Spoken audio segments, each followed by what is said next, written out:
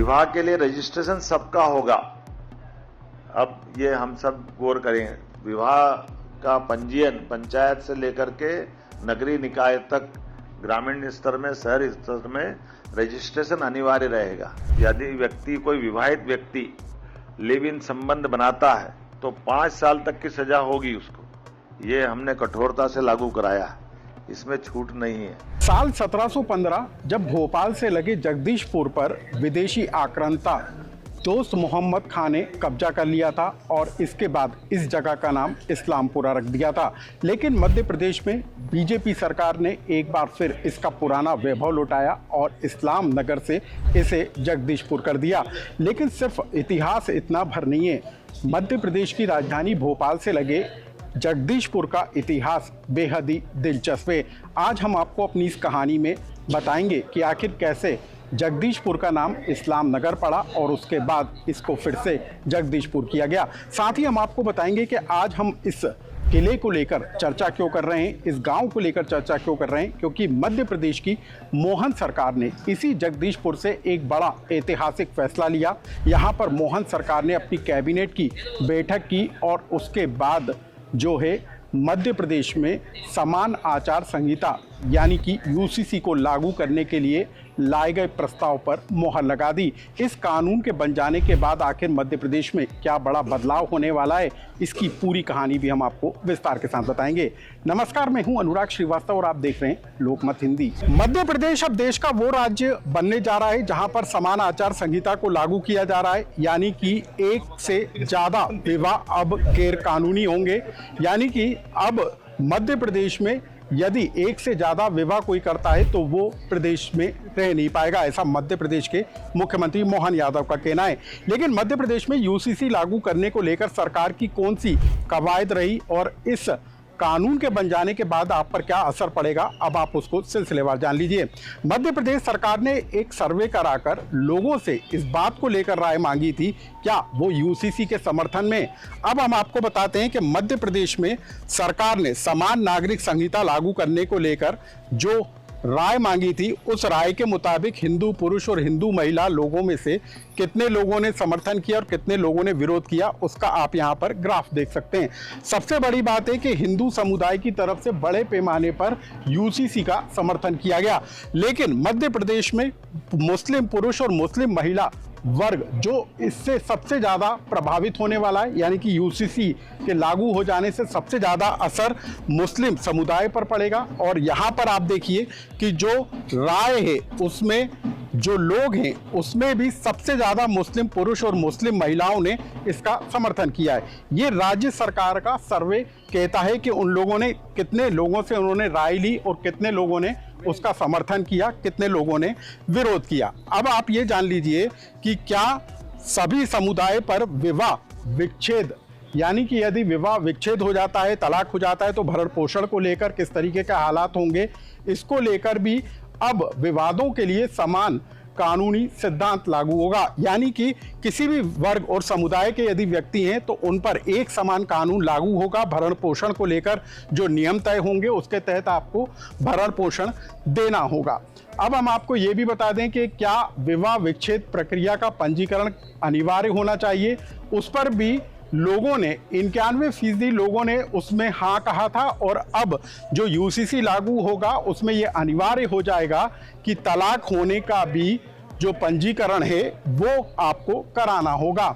समान नागरिक संहिता में भेदभावपूर्ण तलाक कानूनों को समाप्त करने के लिए जो एक लिंग की तुलना में दूसरे को लाभ देता है, उसको लेकर भी जो सर्वे किया गया उसमें साफ है कि जो 3 तलाक और बहु विवाह जैसी प्रथा है उस पर अब पूरी तरीके से रोक लग पाएगी।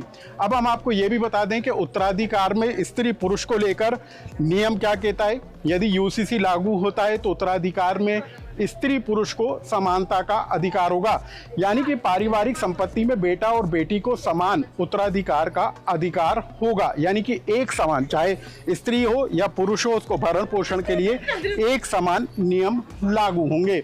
समान नागरिक संहिता में जो है समान अवसर की बात कही गई है, यानी कि एक समान न्याय होगा और समान अवसर जो है सभी समुदाय के लिए एक समान लागू होंगे।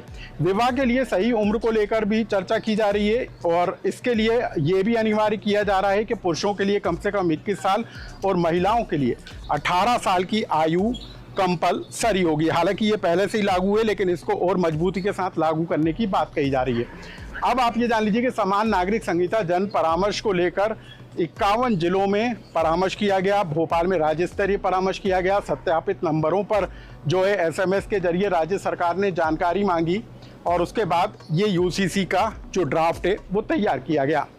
अनौपचारिक तलाक का पूरी तरीके से अंत, यानी कि 3 तलाक शब्द का इस्तेमाल करके जिस तरीके से तलाक दिया जाता है जुबानी तौर पर और एक तरफा तरीके से जो तलाक देने की व्यवस्था है, अब वो पूरी तरीके से खत्म हो जाएगी और यदि कोई ऐसा करता है तो गैर कानूनी होगा और उसके लिए दंड का यहाँ प्रावधान भी किया गया है। विवाह का समापन अब केवल कानून में बताए गए नियमों के तहत ही हो सकेगा। इसके अलावा भी हम आपको बता दें कि मध्य प्रदेश सरकार ने जो है उत्तराखंड सरकार में लागू UCC के नियमों का जो है अध्ययन किया था और उसी के बाद मध्य प्रदेश में उसी समान का एक ड्राफ्ट लागू किया गया है। हालांकि इसमें कुछ बदलाव किए गए हैं। अब हम आपको बता दें कि लिव इन रिलेशनशिप को लेकर भी UCC में एक बड़ा ऐलान किया गया है, यानी कि आप यदि लिव इन रिलेशनशिप में रहते हैं तो आपको उसके लिए पंजीकरण करना होगा, वरना 3 महीने की आपको सजा होगी। लिव इन रिलेशनशिप का पंजीयन अनिवार्य कर दिया है। महिला सुरक्षा और कानूनी जवाबदेही की सुदृढ़ व्यवस्था के लिए किया गया है, यानी कि आप यदि लिव इन रिलेशनशिप में रह रहे हैं तो आपको 1 महीने के अंदर रजिस्ट्रार के समक्ष उसका पंजीयन कराना होगा। दोनों पक्षों की न्यूनतम आयु 18 वर्ष होना चाहिए। परिवार को जानकारी होना चाहिए और यदि आप ऐसा नहीं करते हैं तो आपको 3 महीने की सजा मिल सकेगी। मध्य प्रदेश में अब UCC को पूरी तरीके से लागू करने की तैयारी है। मोहन कैबिनेट ने मध्य प्रदेश की राजधानी भोपाल से लगे जगदीशपुर में कैबिनेट की बैठक करके प्रस्ताव पर मोहर लगाई है और विधानसभा के 20 तारीख से शुरू होने वाले मानसून सत्र में इस विधेयक को विधानसभा में पेश किया जाएगा और संभावना इसी बात को लेकर है कि इसके पारित होते ही इसे कानून की शक्ल दे दी जाएगी। यानी कि मध्य प्रदेश में अब एक समान आचार संहिता लागू होगी। सभी धर्म, सभी वर्ग, सभी समुदाय के लिए अब इसका पालन करना होगा। हालांकि हम आपको बता दें कि मध्य प्रदेश में आदिवासी वर्ग को इस कानून के तहत रियायत दी गई है, यानी कि उनमें जो बहुविवाह की प्रथा होती है उसको जो है आज़ादी दी गई है, क्योंकि मध्य प्रदेश में लगातार आदिवासी समुदाय की संख्या घटती जा रही है। अब जो है राज्य सरकार ने कैबिनेट में इसको लेकर फैसला लिया है और खुद मुख्यमंत्री मोहन यादव ने इस पूरे कानून को लेकर, UCC को लेकर क्या कुछ बताया, अब आप उसे सुन लीजिए। विवाह के लिए रजिस्ट्रेशन सबका होगा। अब ये हम सब गौर करें, विवाह का पंजीयन पंचायत से लेकर के नगरीय निकाय तक, ग्रामीण स्तर में, शहरी स्तर में रजिस्ट्रेशन अनिवार्य रहेगा। न्यायालय के बाहर विवाह विच्छेद नहीं किए जा सकेंगे। महिलाओं को संपत्ति में भी हस्तांतरित उसी प्रकार से होंगी जैसे पुरुष को होती है। इसमें कोई अंतर नहीं रहने वाला है। यदि कोई विवाहित व्यक्ति लिव इन संबंध बनाता है तो 5 साल तक की सजा होगी उसको। ये हमने कठोरता से लागू कराया है, इसमें छूट नहीं है। तो कुल मिलाकर मध्य प्रदेश देश के उन राज्यों में शामिल हो गया है जहां पर UCC को लागू कर दिया गया है। मध्य प्रदेश में अब इसे कानूनी शक्ल सरकार की तरफ से दी जा रही है और इसको लेकर जो बड़े पैमाने पर सरकार के इस कानून को लेकर जो राय मशवरा किया गया था, उसको लेकर जो जन समर्थन सरकार को मिला, उसके बाद सरकार ने इसे अब लागू करने का फैसला कर लिया है। तो ये जो व्यवस्था है वो मध्य प्रदेश में लागू हो जाने के बाद उन लोगों के लिए राहत भरा होगा जो बहुविवाह जैसी प्रथा को लेकर विरोध करते हुए नजर आ रहे थे, लिव इन रिलेशनशिप को लेकर सवाल उठाते हुए नजर आ रहे थे, भरण पोषण को लेकर जो सवाल उठते थे उस पर भी अब विराम लग सकेगा। इस खबर से जुड़ा यदि आपका भी कोई सुझाव या कमेंट्स हो तो हमें कमेंट्स बॉक्स में लिखकर जरूर बताएं।